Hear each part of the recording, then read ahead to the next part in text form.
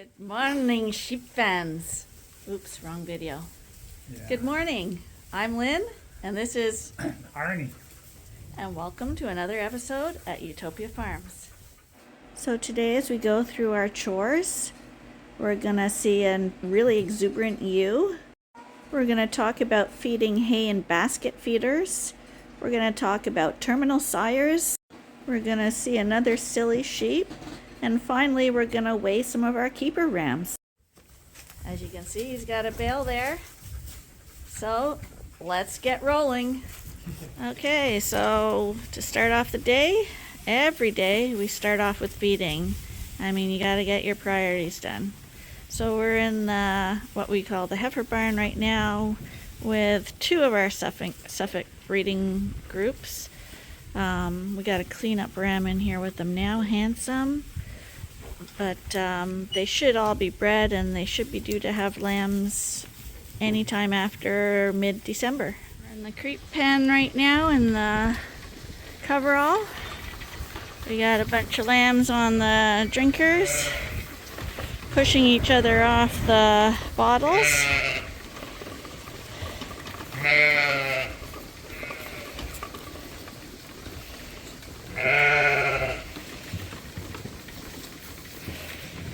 They're all here now. They all know where it is. Arnie's putting the creep feed out. Got a whole bunch of them in here already. Still have a bunch out here.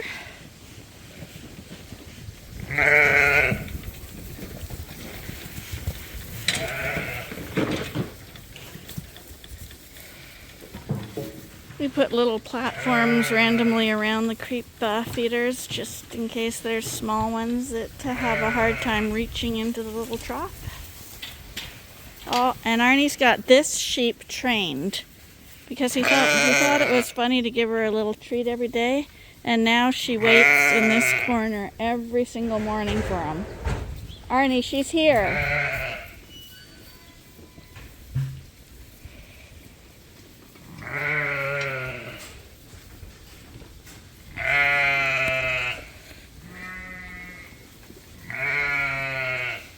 They are smart animals.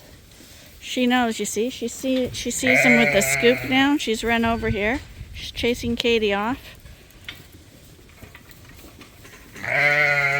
He's coming. And you know, this is 47's mom, the one that gets into the feeder. That's where he got his intelligence from.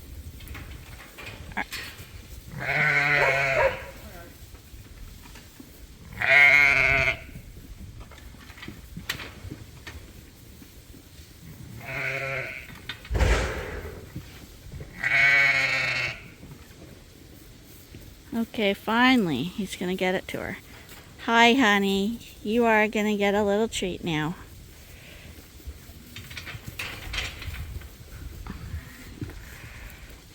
She's a Texel Dorset cross. Come on, Ben. Come upstairs now. Roll down a little bit. Well, look at how smart she is, and that's why her lamb's the smart one too.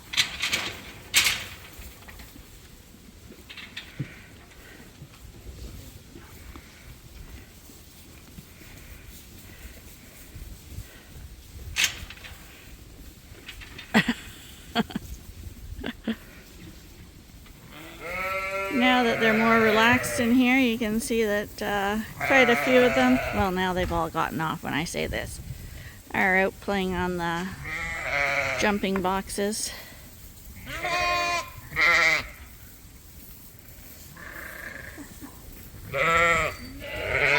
Oh, that guy got called in. Oh, she's got twins. She called them both in.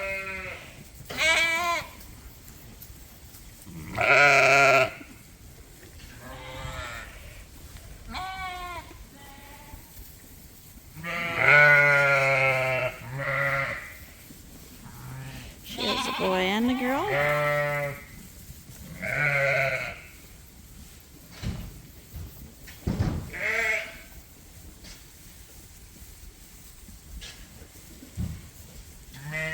I don't think I've mentioned it before, but I think I'll just pointed out that these round bales that Arnie makes are about 4.5 feet by round.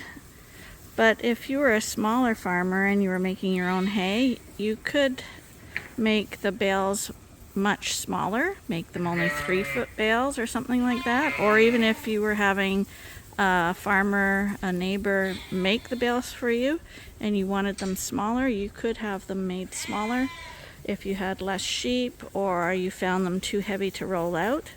Likewise, you can make them a little bit bigger too if you have more sheep and you have a wider feeder. But 4.5 feet is what works on our feeder size, so that's why we use those. And Arnie is able to roll them out no problem. But I know for some people that might be too large for them. But there are options. Remember what I said earlier? If you have the proper rake, to rake the hay, see how square this bale is? And then all your problems are rolling out are gone when the bale's in good shape. Look! Another thing we have to do today is give the rams their hay. There's a little bit of hay left in the bottom of the feeders, but it's been here quite a while. It's old and ratty now, so it's time for a new bale. Actually, 2 new bales. The good thing about feeding the rams is we put out 2 bales of hay in these feeders, and they eat off of those for quite a while. It takes, because we only have about 20 rams in here, so it lasts them quite a while, so we're not always in here feeding these guys. And because we put the bales on their sides, we can unwrap it kind of and knock it down for them to make it easier for them to eat, and it stays fresh because the center core stays solid until they get at it. So he's just gonna throw the old hay out for bedding. So when people talk about wasting hay, if it's having another use, I would say it's not really wasting it. It's the old stems and stuff that they aren't wanting to eat get used as bedding, so that means we don't have to bring a bale of straw out here for them. Here comes Arnie with the bales of hay.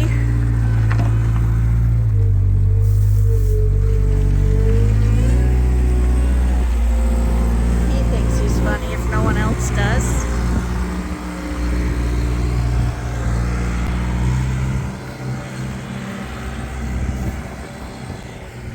Just gonna shut these gates just in case somebody decides that an open gate looks tempting.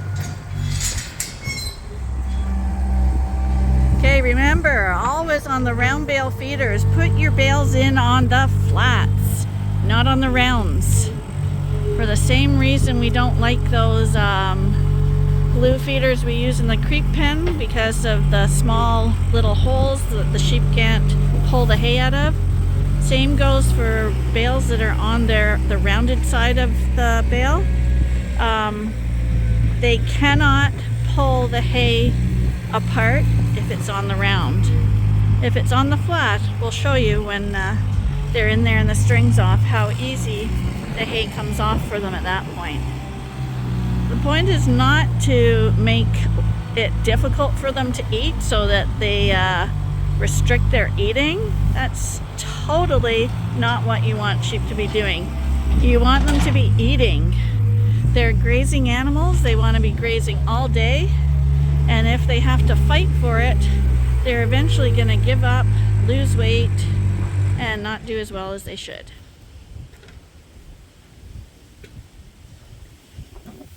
So, right now it's the bale's feeders, it's full. But if I go like this, see how that just loosens right off? And then they can pull that out an awful lot easier. Today's a really, really windy day. So some of the rams have decided to stay behind the lean-to here because it's they don't want stuff blowing in their eyes. They've been out grazing, even though we put fresh hay out. They're not. There's a few eating there, but they're not overly hungry. So a whole bunch of them are out here laying down. We got Gaston really taking his time Getting down there. There we go. Oh, that's good. And up here we have Gladiator. He's chewing his cud. I guess we'll go say hello. Hi, Glad. How you doing? How you doing? Someone's been hitting Glad. He's got a little blood spot on his head. Gladiator rarely fights. I don't see him fighting too much, eh, buddy?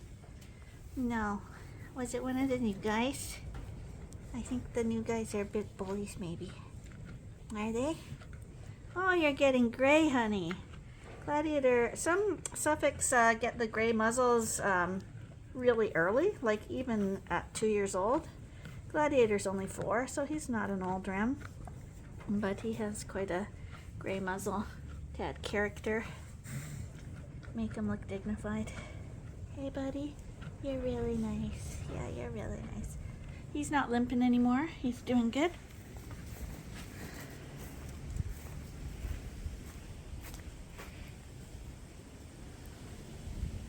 This is one of the new guys at the feeder. Hi, buddy.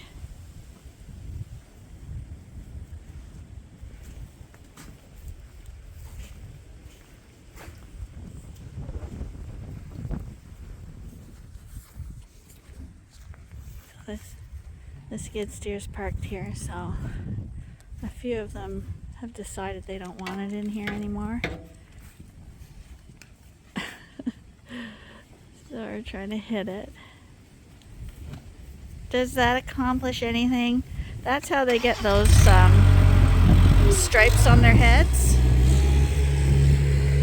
They rub against this barn here with their heads, and the paint rubs off onto their faces.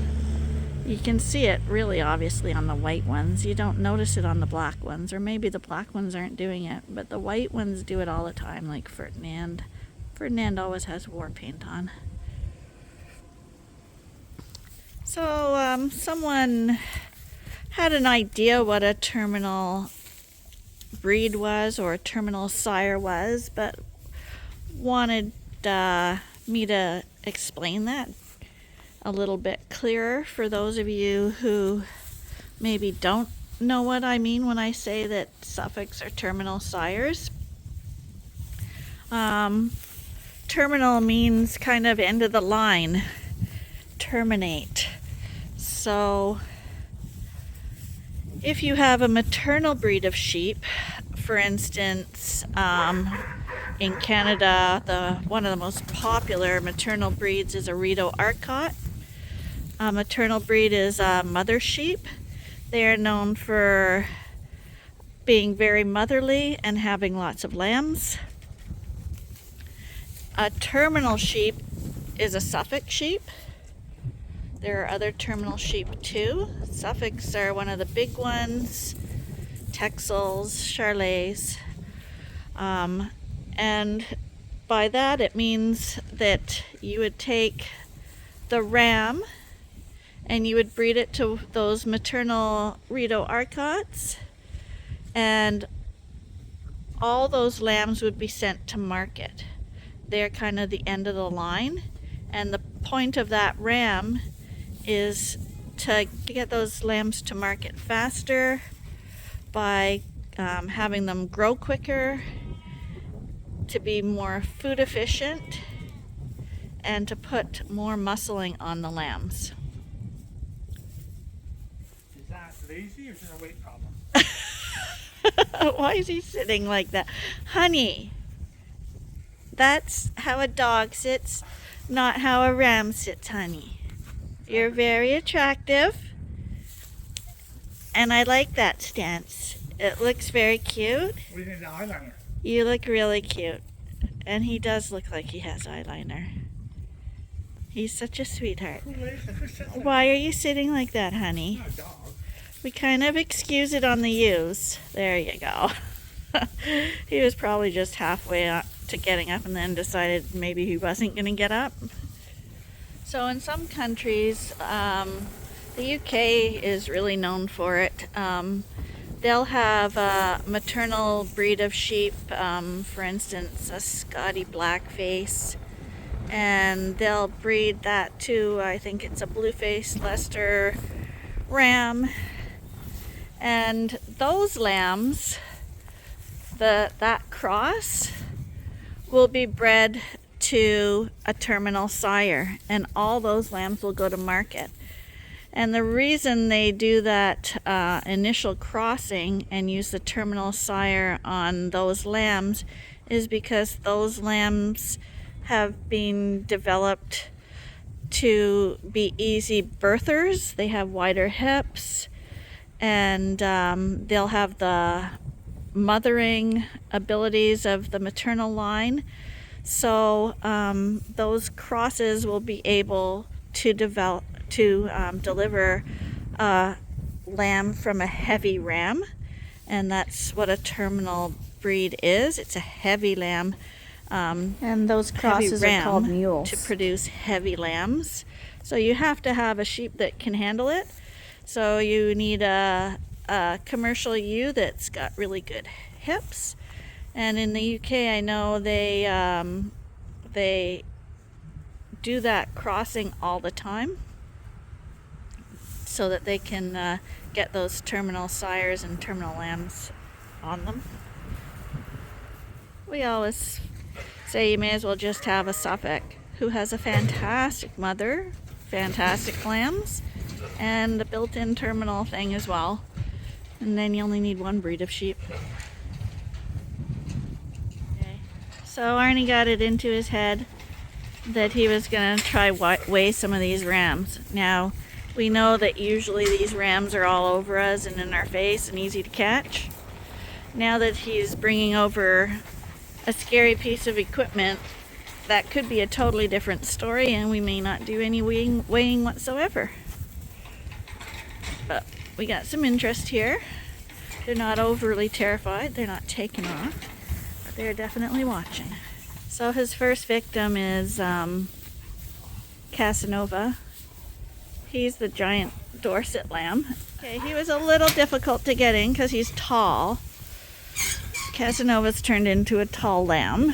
185 pounds. So I think he's a January lamb, isn't he? I think he's a January lamb, so he's 185 pounds. That's a Dorset. Okay, we're gonna put Calvin in. Calvin is a February lamb, and he's a triplet. He's a cross. He's a Suffolk Rito cross. 170 pounds. 170 pounds. Come on, you can walk in. It's all right. Come here. Come on in. Come on in. You can come in. It's all right to do that. Now we got a Gladson in there. See? The difference? This is a Gladson. He's also a January lamb, and he's 200 pounds. The terminal breed. So the terminal breeds tend to have bigger bone and more muscling. 200 pounds. That's the Gladiator one. Okay, that's heavy. And we have our little horn guy here. He's 180 pounds. He's a purebred Suffolk as well. See how little Kodiak has done since he was a little lamb. It's number 3. Who we took. It's actually a little shocking that he weighs that much. He's 180 pounds too. Now we got our Dorset in here. That's pretty incredible for a Dorset. Yeah, this is He doesn't look it. this is Klondike. He's 200 pounds too. And that's because he's a Pole Dorset. He has New Zealand genetics.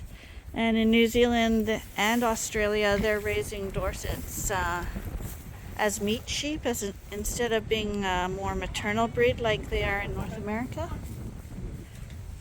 And here's my kryptonite. He's just over 180 pounds. He's a big boy too. And this is Monty, Monster. If we all remember Monster, he was a big mama's boy. He used to cry after his mom all the time. He was born 22 pounds, so he had a good start. He's a February lamb. and he's 190 pounds. He actually has a perfect head. It's amazing. A beautiful head. And this guy, just to show the feet. Let me see his feet here. Don't let him out yet. See the pasterns? Right up on his tippy toes. And a big broad head. And Monty's an RR. So, I'm guessing Monty is someone we might be keeping. Because we want to correct the pasterns. And this guy, he's got the bulk, he's got the conformation. As a lamb, he was a little more slender, and Arnie was picking more for the bulky. But now this guy's looking more bulky, because as they grow, they do change. So, handsome. See, he's still got that little baby voice. You're beautiful, baby. Yeah, I think he's nicer than his dad too.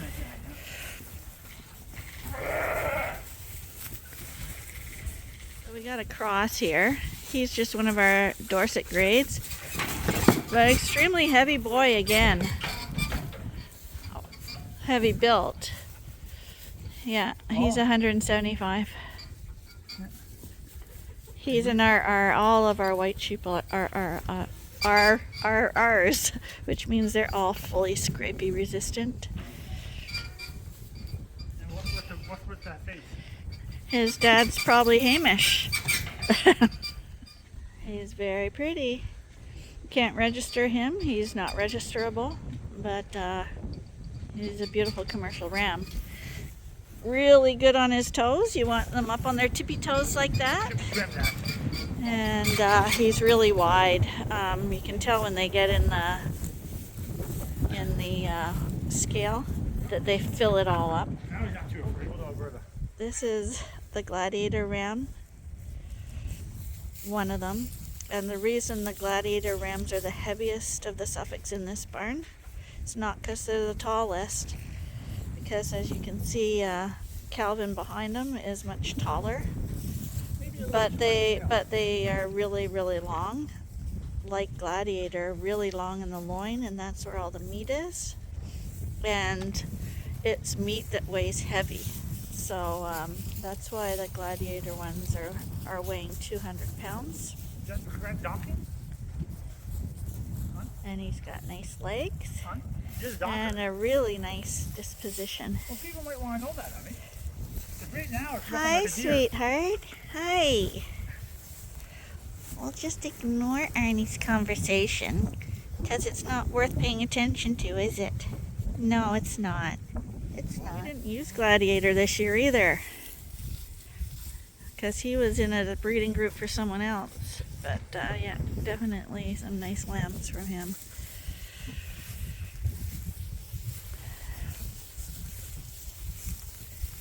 Okay, Buddy's gonna lead everybody out here.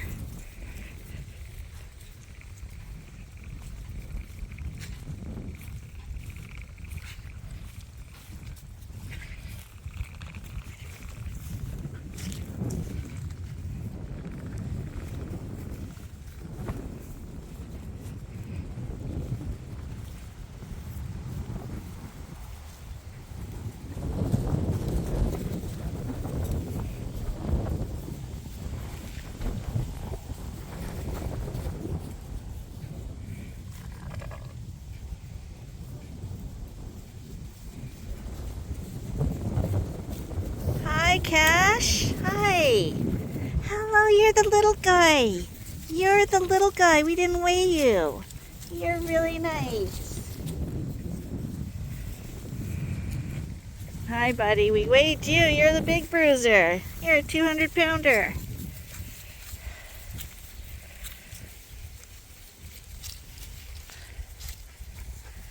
So from Lynn, and Arnie. thank you for watching. It's brutally cold right now, so we're going to call that a day. And I hope you join us again tomorrow for the next episode at Ewetopia Farms. Bye for now.